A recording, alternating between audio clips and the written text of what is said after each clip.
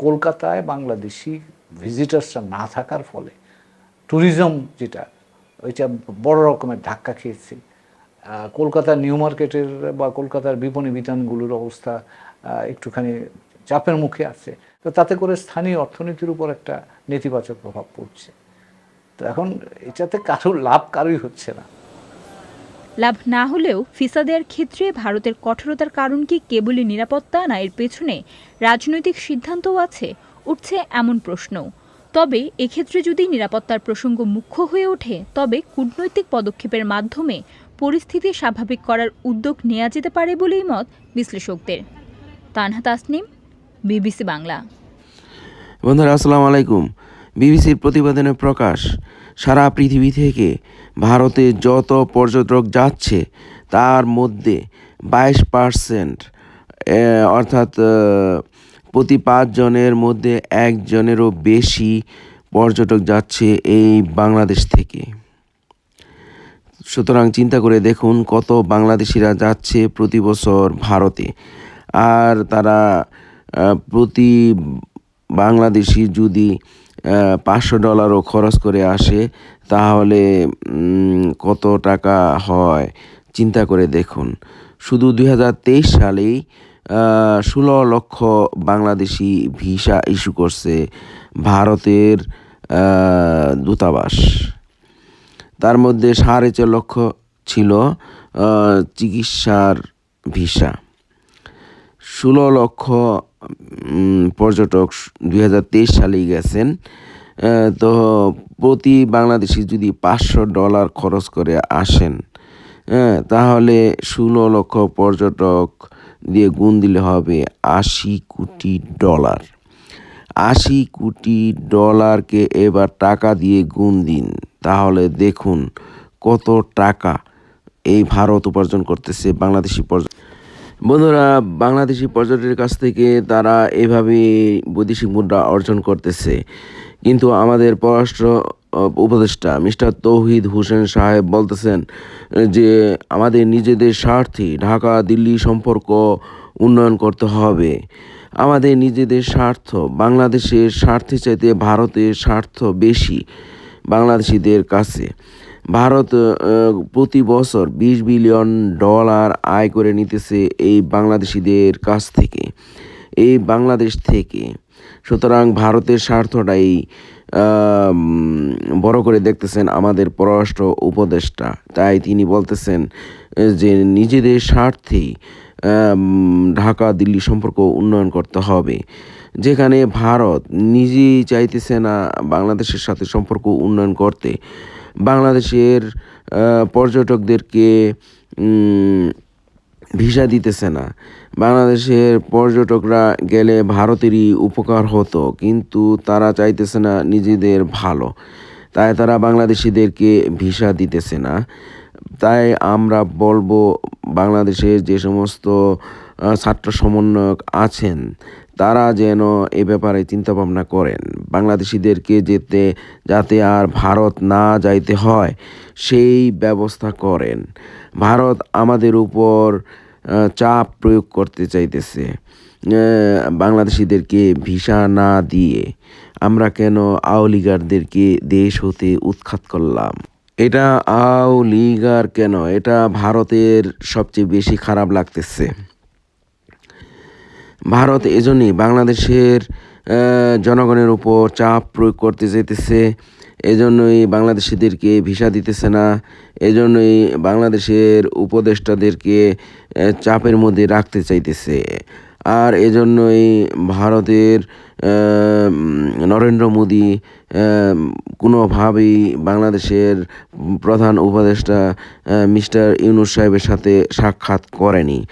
এখন তারা দেখতেছে যে নরেন্দ্র মোদি কি বিশ্বের বড় বড় দেশগুলির মন্ত্রী, মিনিস্টার, রাষ্ট্রপতিরা ইউনূস সাহেবের সাথে সাক্ষাৎ দিয়েছেন জাতিসংঘের অধিবেশনের সময়। এখন তারা এটা নিয়ে চিন্তায় পড়ে গেছেন। এখন তারা এটা কোনোভাবেই সহজভাবে নিতে পারতেছে না। যে নরেন্দ্র মোদী সাক্ষাৎ করলো না, কিন্তু বিশ্বের বড় বড় দেশগুলির রাষ্ট্রপতি প্রধানমন্ত্রীরা সাক্ষাৎ করলো।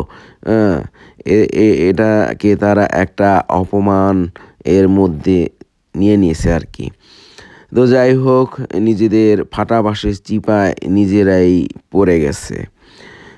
বাংলাদেশিদেরকে ভারতে যেতে ভিসা না দিয়ে নিজেরা বৈদেশিক মুদ্রা হারাচ্ছে, নিজেরা আর্থিক ক্ষতির সম্মুখীন হচ্ছে, নিজেদেরকে নিজেরা অভাবগ্রস্ত করছে।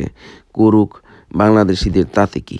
বন্ধুরা, 2023 সালে শুধু বাংলাদেশ থেকে বাংলাদেশিরা ভারতে গেছেন 16 লাখ,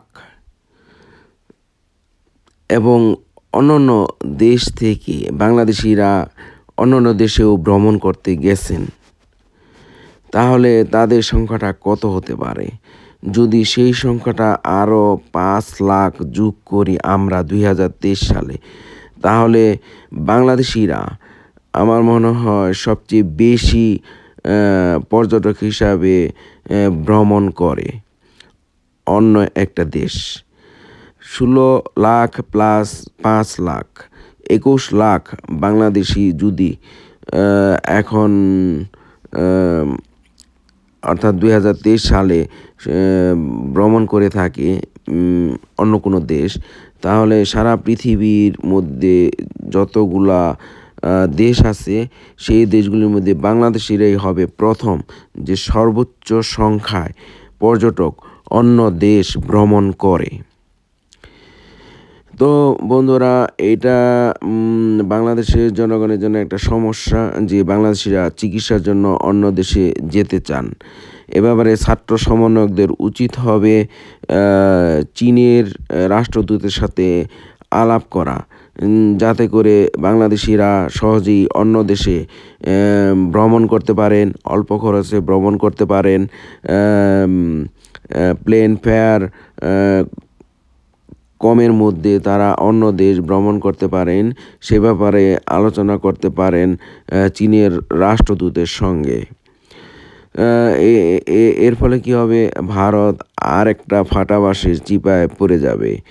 তারা বলবে, আমাদের সাথে আলাপ না করে চীনের রাষ্ট্রদূতের সাথে আলাপ করেছে, আর চীনের রাষ্ট্রদূত বাংলাদেশিদেরকে ভ্রমণের জন্য বিশেষ বিমানের ব্যবস্থা করে দিছে, যেখানে বিমান ভাড়া একেবারেই কম, মাত্র $100 চীনে চলে যাচ্ছে প্লেন দিয়ে, $100 চলে যাচ্ছে উজবেকিস্তান প্লেন দিয়ে, মালদ্বীপ চলে যাচ্ছে, শ্রীলঙ্কা চলে যাচ্ছে প্লেন দিয়ে। এত সব সুযোগ যদি চায়না বাংলাদেশিদের জন্য, বাংলাদেশি পর্যটকদের জন্য করে দিতে পারে, তাহলে আর বাংলাদেশিদেরকে ঠেকায় কে? ভারত আবার বলবে, হায় হায় আমরা কি করলাম। বন্ধুরা, আমাদের পররাষ্ট্র উপদেষ্টা মিস্টার তৌহিদ হোসেন সাহেব পুরান গীত আবার নতুন করে গাইতেছেন। তিনি বলতেছেন যে পাকিস্তানকে ক্ষমা চাইতে হবে, ক্ষমা না চাইলে বাংলাদেশের সাথে সম্পর্ক সহজ করা হবে না। তাহলে তো বোঝা যাইতেছে যে তিনি ভারতের একটা এজেন্ট। ভারতের এজেন্ট বলেই তিনি ভারতকে ক্ষমা চাইতে বলতেছেন না। ভারত কি বিডিআর বিদ্রোহের নামে বাংলাদেশের সেনাবাহিনীদেরকে হত্যা করে নাই? এটা তো ভারতের সর্বোচ্চ অপরাধ। এটা তো সবাই জানে ভারত এটা করেছে আওয়ামী লীগারদের সাহায্যে। তাহলে অবশ্যই ভারতকে ক্ষমা চাইতে হবে, কিন্তু তৌহিদ হোসেন সাহেব এই কথাটা বলেন নাই যে এই জন্য ভারতীয়দেরকে ক্ষমা চাইতে হবে। তিনি এটাও বলতেছেন না যে এই যে সীমান্তে পাখির মতো গুলি করে মারতেছে বাংলাদেশিদেরকে। এই তো 2 দিন আগে 2টা হিন্দু ছেলে মেয়েদেরকে হত্যা করলো, একজনের নাম স্বর্ণা দাস আর একজনের নাম জয়ন্ত কুমার।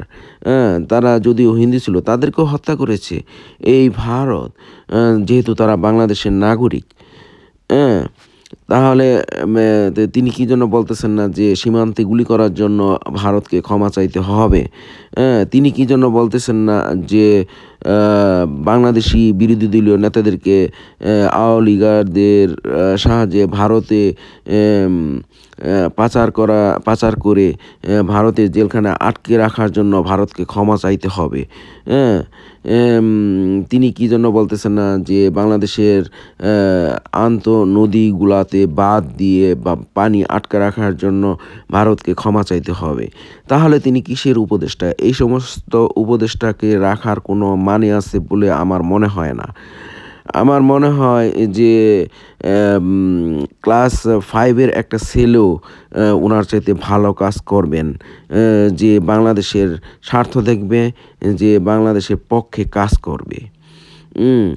যারা দিল্লির দিল্লির সাথে সম্পর্ক বজায় রাখতে চায়, ক্ষমা না চাইলেও তাদেরকে উপদেষ্টা পদে রাখার কোনো মানে নাই।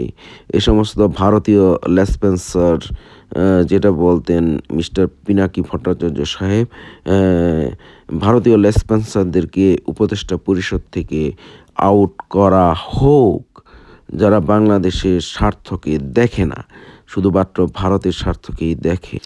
বন্ধুরা, ভারত আপনারা কেউ যাবেন না। এই ভারত হায় হায় হুদিদেরকে বিভিন্নভাবে সাহায্য করতেছে মুসলমানদের বিরুদ্ধে। সুতরাং ভারত আপনারা যাবেন না। ভারতের অর্থনৈতিক উন্নয়নে হবে এরকম কোনো অ্যাক্টিভিটি ভারতের সাথে করবেন না।